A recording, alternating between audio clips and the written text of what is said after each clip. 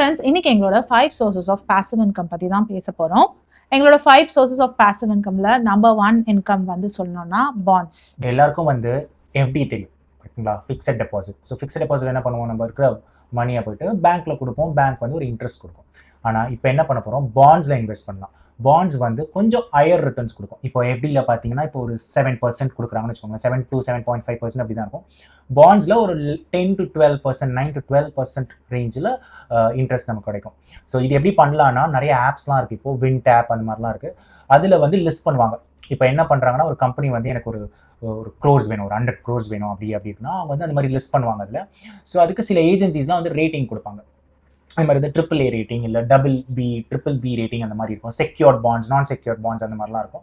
So நம்ம வந்து ரொம்ப ஒரு ஸ்மால் அமௌண்ட்டில் கூட இன்வெஸ்ட் பண்ணலாம். இப்போ வந்து ஒரு ஒரு கம்பெனி வந்து லிஸ்ட் பண்ணியிருக்காங்கன்னு வச்சுக்கோங்களேன், எனக்கு வந்து ஒரு 5 crores வேணும் அப்படின்னு சொல்லிட்டு நம்ம என்ன பண்ணலாம், நம்மள மாதிரி சின்ன சின்ன ஆளுங்களாம் இருப்பாங்கல்ல, ஸோ நம்மலாம் போய் இன்வெஸ்ட் பண்ணலாம்.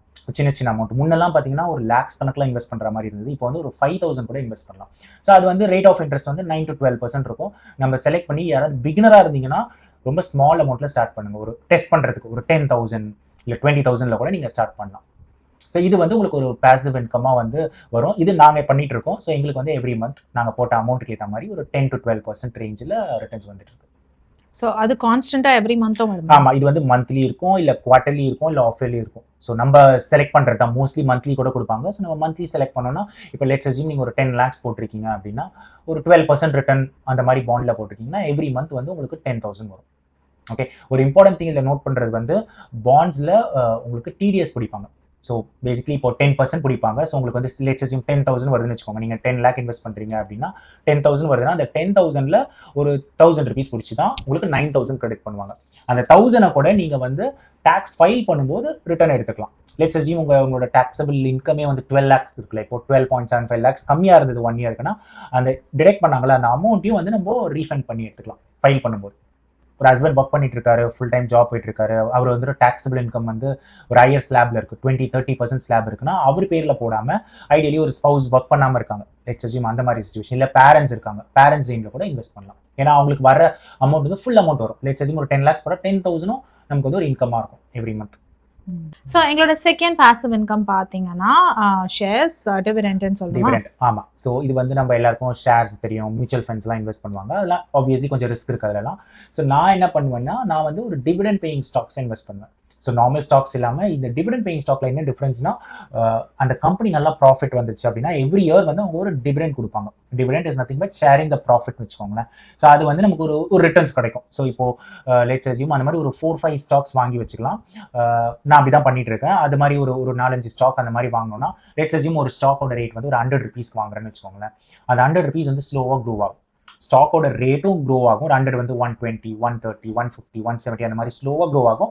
ரொம்ப எக்ஸ்பென்ஷியலாக க்ரோத் இருக்காது. பட் ஆனால் ஒரு ஷேர் ஹோல்டருக்கு ஒரு ஷேருக்கும் ஒரு ப்ராஃபிட் அவங்க ஏர்ன் பண்ணாங்கன்னா அந்த கம்பெனி வந்து டிக்ளேர் பண்ணுவாங்க.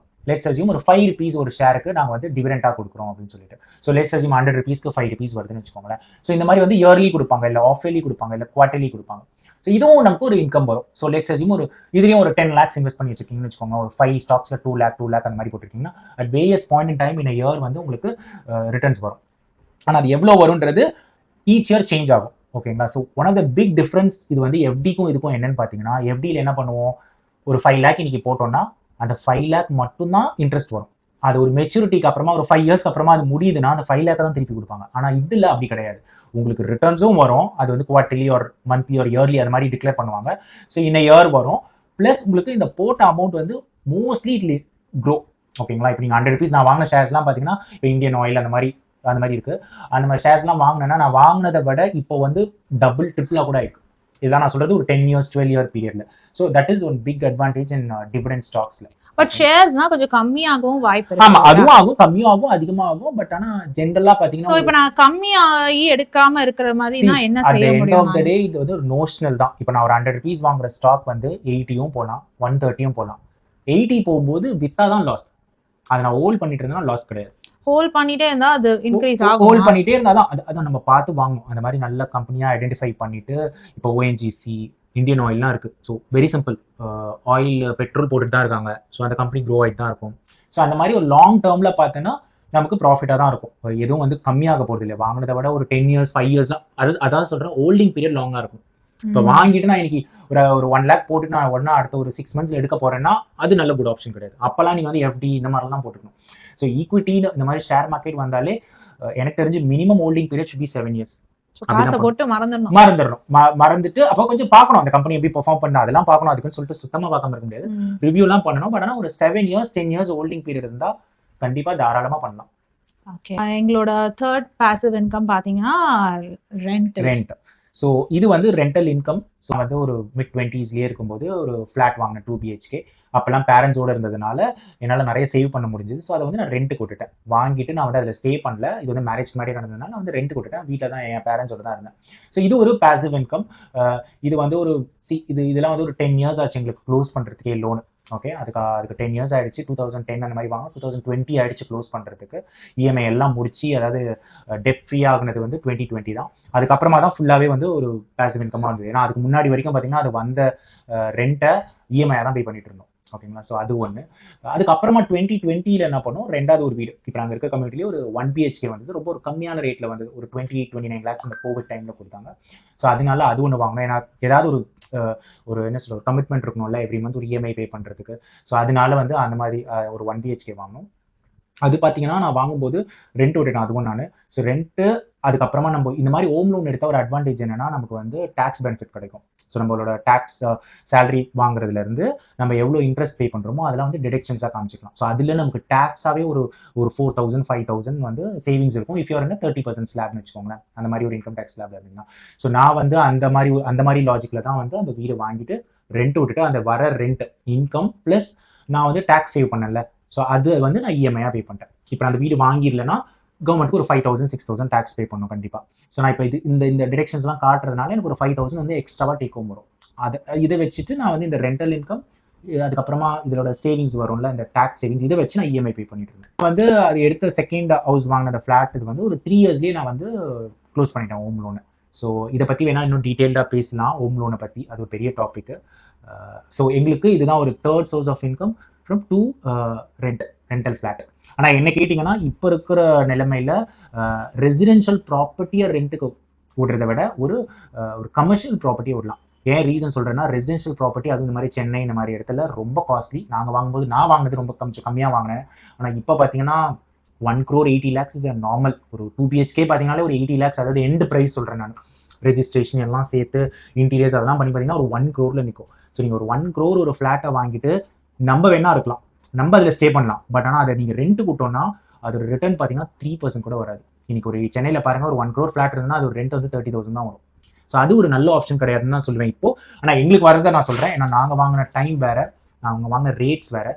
ஆனால் இப்போ வந்து ரொம்ப அதிகமாக இருக்குது. ஸோ அதுக்கு பதிலாக ஆல்டர்னேட்டிவ் வந்து கமர்ஷியல் ப்ராப்பர்ட்டி பண்ணலாம். கமர்ஷியல் ப்ராப்பர்ட்டி பார்த்தீங்கன்னா எப்பவுமே ஒரு 6% 7% கிடைக்கும். ஒரு சின்ன கடை தான், ஒரு 200 square feet கூட இருக்கலாம். பட் ஆனால் அதுக்கு பார்த்தீங்கன்னா ரெண்டல் ஈல்டு வந்து நல்லா இருக்கும். கமர்ஷியல் ப்ராப்பர்ட்டில நாளைக்கு பின்ன நமக்கு வேணும்னா அந்த வீட்ல போய் வாழ முடியாது. அது ஒரு வாழ முடியாது. நான் இது வந்து வாழ்றதுக்கே சொல்லல, நம்ம இது வந்து ஒரு பாசிவ் இன்கம். எவ்ரி மந்த் வந்து ஒரு ரிட்டர்ன் வந்துகிட்டே இருக்கும். ஒரு நம்ம போய் இருக்க போறதில்ல, எப்படி கடையில போய் நம்ம இருக்க முடியும். ஸோ ஆனா வந்து ரெண்டல் ஈல்டு பார்த்தோன்னா நம்ம இப்ப நான் ரெண்ட் விட்டுருக்கோம்ல, நம்ம விட்ட ரெண்டை விட அதிகமா வரும்.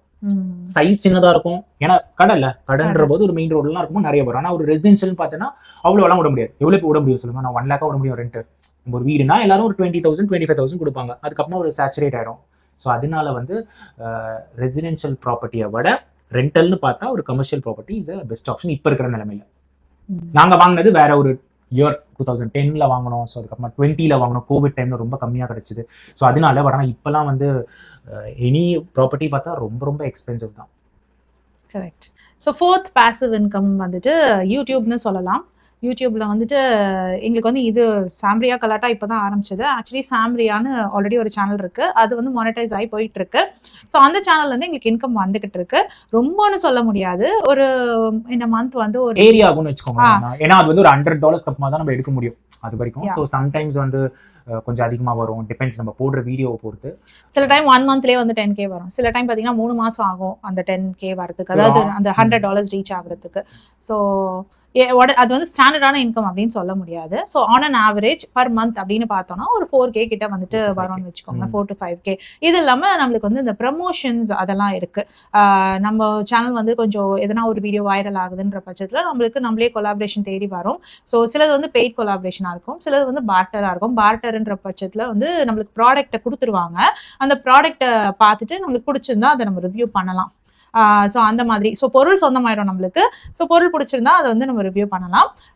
ஸோ பெய்ட் கொலாபரேஷன் பார்த்தீங்கன்னா நம்மளுக்கு ஒரு அமௌண்ட் தருவாங்க. அது வந்து வேரி ஆகும் ஒரு ப்ராடக்ட்டை பொறுத்து. 2Kல இருந்து 20K வரைக்கும் நம்மளுக்கு தருவாங்க, நம்மளோட சேனலோட ஃபாலோவர்ஸ், வியூஸ் இதை பொறுத்து. யூடியூப்காக நீங்க சில வீடியோஸ் எடுக்கிறீங்கன்னு வச்சுக்கோங்களேன், அட் சேம் டைம் வந்து இன்ஸ்டாலையும் பேஜ் ஓப்பன் பண்ணி அதுலேயும் அப்லோட் பண்ணுங்க, அதே நேரத்துக்கு ஃபேஸ்புக்லையும் அப்லோட் பண்ணுங்க. இன்ஸ்டாவில் பார்த்தீங்கன்னா உங்களுக்கு மானிட்டைசேஷன் எதுவுமே கிடையாது. ஸோ யூடியூப்ல தான் மானிட்டைஸ் ஆகும். இன்ஸ்டாவை பொறுத்த வரைக்கும் உங்களோட ஃபாலோவர்ஸை பொறுத்து உங்களுக்கு கொலாபரேஷன் வருவாங்க, பெய்ட் கொலாபரேஷனுக்கு வருவாங்க. ஸோ கொலாபரேஷனுக்கு ஆப்பர்ச்சுனிட்டி வந்து இன்ஸ்டாவில் நிறைய கிடைக்கும். யூடியூப்பை விட இன்ஸ்டாவில் தான் எனக்கு நிறைய கொலாபரேஷன் பண்ண மாதிரி தோணுது. ஃபேஸ்புக்கில் வந்து மானிட்டைசேஷனுக்கு ஆப்ஷன் இருக்கு. ஸோ ஃபேஸ்புக் வந்து யூடியூப் மாதிரியே தான் ஒர்க் ஆகும். பட் யூடியூப் அளவுக்கு ஃபேஸ்புக் பணம் தருமா அப்படின்னு கேட்டால் எனக்கு தரல.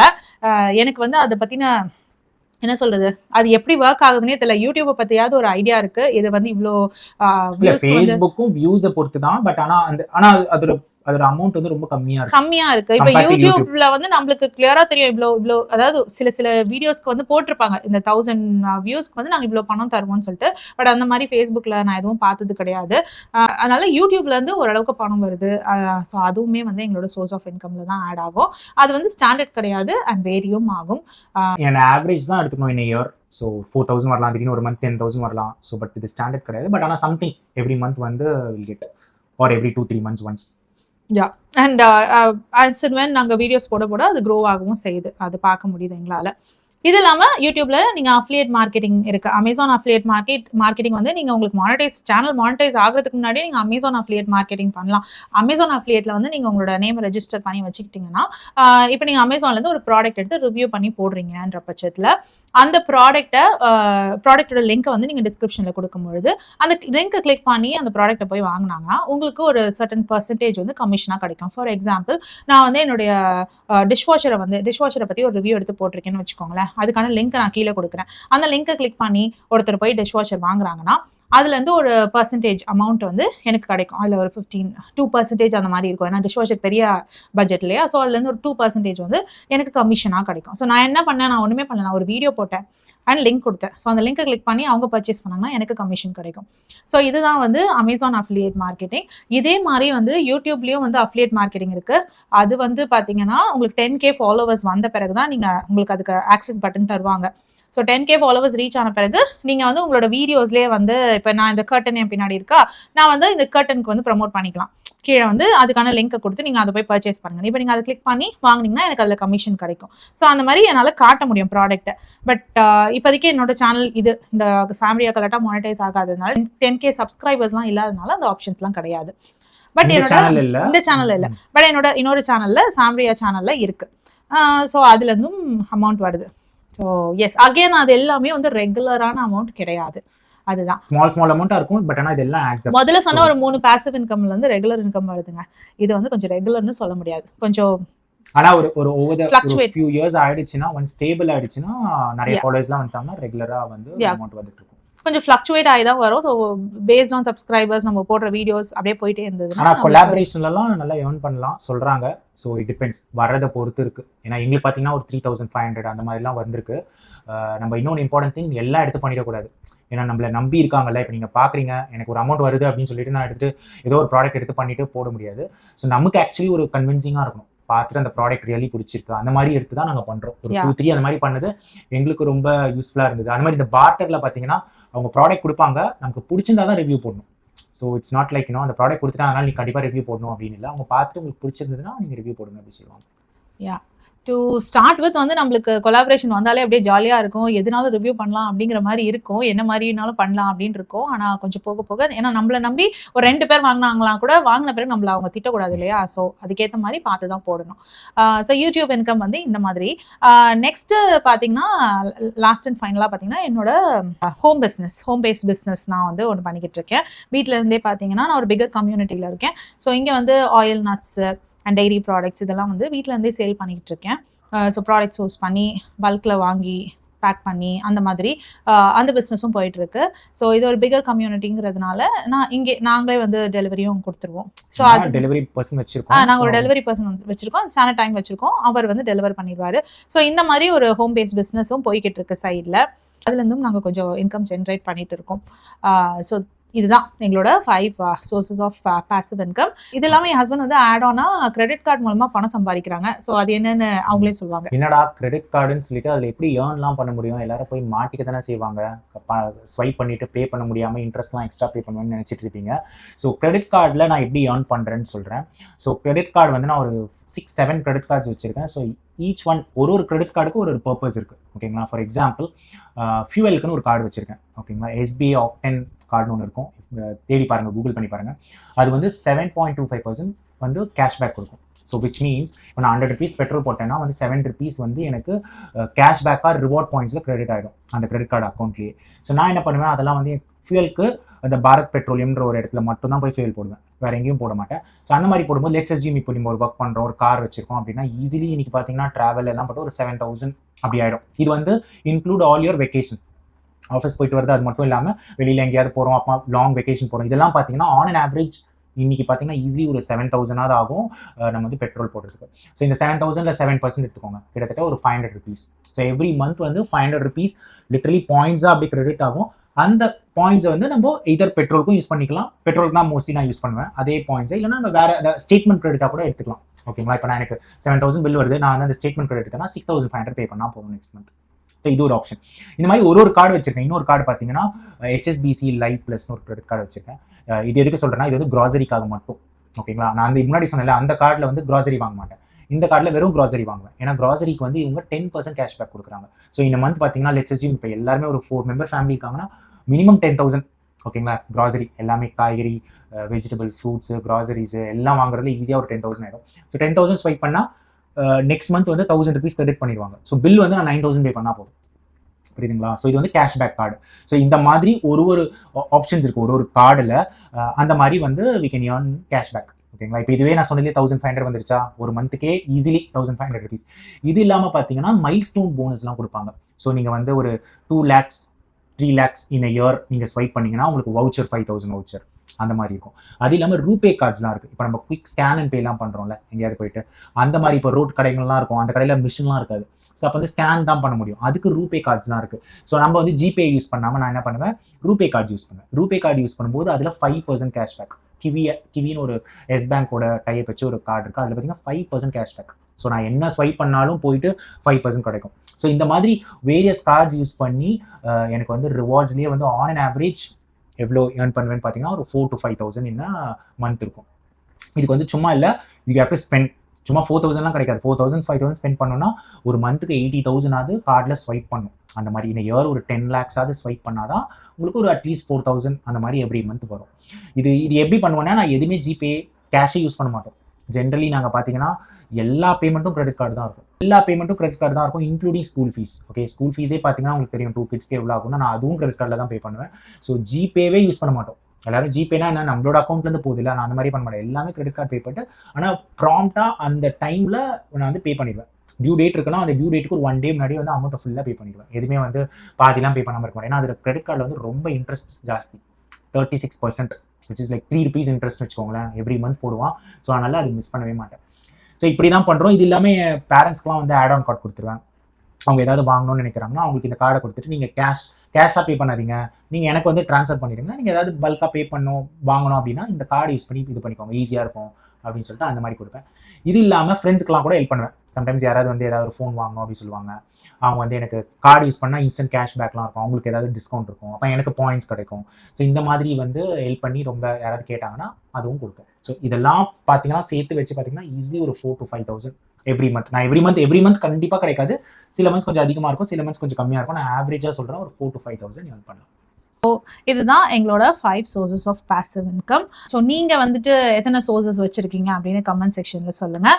ஸோ இம்பார்ட்டண்ட்டான ஒரு விஷயம், இது எல்லாமே வந்து இமீடியட்டாக நடக்கல. இப்போ பார்த்தீங்கன்னா நான் வந்து ஒரு என்ன சொல்கிறது, இதெல்லாம் வந்து 20s நடக்கல, இது எல்லாமே பில் பண்ணுது. இந்த ஒரு 5 sources ஆஃப் இன்கம் பார்த்தீங்கன்னா நான் ஒரு 15-17 years ஒர்க் பண்ணி பில்ட் பண்ண ஒரு விஷயம் தான் இது. எஸ், ரெண்டல் இன்கம் பாத்தீங்கன்னா மிட் உடனே 20s கிடைக்கல, சீக்கிரமா அப்புறமா வாங்குறதுனால ஒரு 10 இயர்ஸ் ஷேர்ஸ் அண்ட் பாண்ட்ஸ் பாத்தீங்கன்னா அவங்க ஒரு 10 இயர்ஸ்க்கு மேல இன்வெஸ்ட் பண்ணிட்டு கொஞ்சம் இருக்காங்க. கொஞ்சமா இன்வெஸ்ட் பண்ணிட்டு அது கொஞ்சம் ஒரு பெரிய அமௌண்ட் ஆனதுக்கு அப்புறமா தான் அதுல இருந்து வரது ஒரு சப்ஸ்டான்ஷியல் அமௌண்டா இருந்தது. சோ அது ஒரு விஷயம். அதே மாதிரி யூடியூப் பாத்தீங்கன்னா ஆல்மோஸ்ட் 2 3 இயர்ஸ் இயர்ஸ் எங்களுக்கு 2 இயர்ஸ் 3 இயர்ஸ்க்கு அப்புறமா தான் we are seeing something. 23ல ஸ்டார்ட் பண்ணோம் அந்த சேனல். சோ இப்போ 26 ஆயிடுச்சு. 3 இயர்ஸ் ஹார்ட் வர்க் அது.